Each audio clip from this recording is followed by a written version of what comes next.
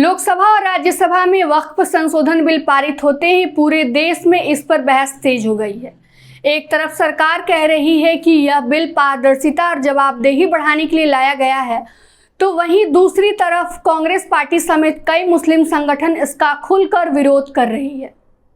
आज हम आपको बताएंगे कि वक्फ संशोधन बिल क्या है, वक्फ संपत्तियों की स्थिति क्या है और इस मुद्दे पर कौन क्या कह रहा है। 2 अप्रैल को लोकसभा में पेश किए गए वक्फ संशोधन बिल में सबसे बड़ा बदलाव है सेक्शन 40 को खत्म करना। यह सेक्शन ही वक्फ बोर्ड को किसी भी भूमि को वक्फ संपत्ति में बदलने की अनुमति देता था। वक्फ एक्ट का सेक्शन 40 वक्फ संपत्तियों के बारे में फैसला करने से जुड़ा हुआ है। इस सेक्शन के तहत अगर वक्फ बोर्ड किसी संपत्ति को वक्फ संपत्ति मानता है तो उसका यह फैसला अंतिम होता है। इसका मतलब यह है कि सरकार या कोई अन्य संस्था इस फैसले में हस्तक्षेप नहीं कर सकती है। अगर किसी को बोर्ड के फैसले से आपत्ति है तो वह वक्फ ट्रिब्यूनल में अपील कर सकता है।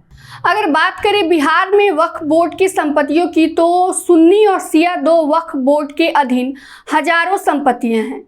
सुन्नी वक्फ बोर्ड के पास करीब 2900 संपत्तियां हैं, जबकि शिया वक्फ बोर्ड के पास 327 संपत्तियां हैं। केवल पटना में ही वक्फ संपत्तियों की संख्या कुल 300 से अधिक है।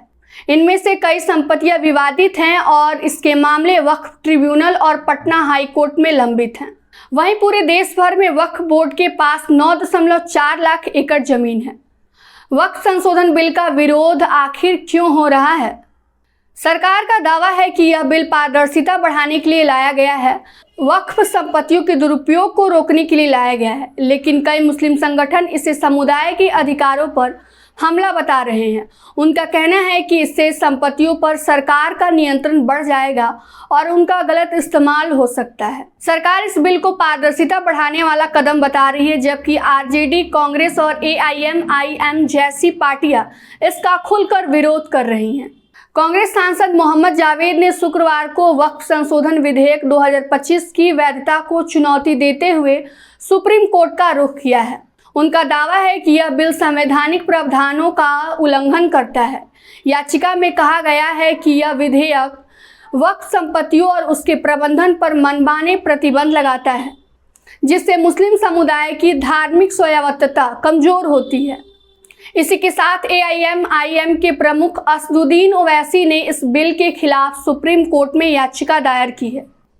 अब बड़ा सवाल यह है कि इस संशोधित बिल से वक्फ संपत्तियों पर क्या असर पड़ेगा? क्या इससे पारदर्शिता आएगी या फिर यह सिर्फ एक राजनीतिक और धार्मिक मुद्दा बनकर रह जाएगा? हमें कमेंट करके जरूर बताइए और बने रहिए बिहार तरंग के साथ।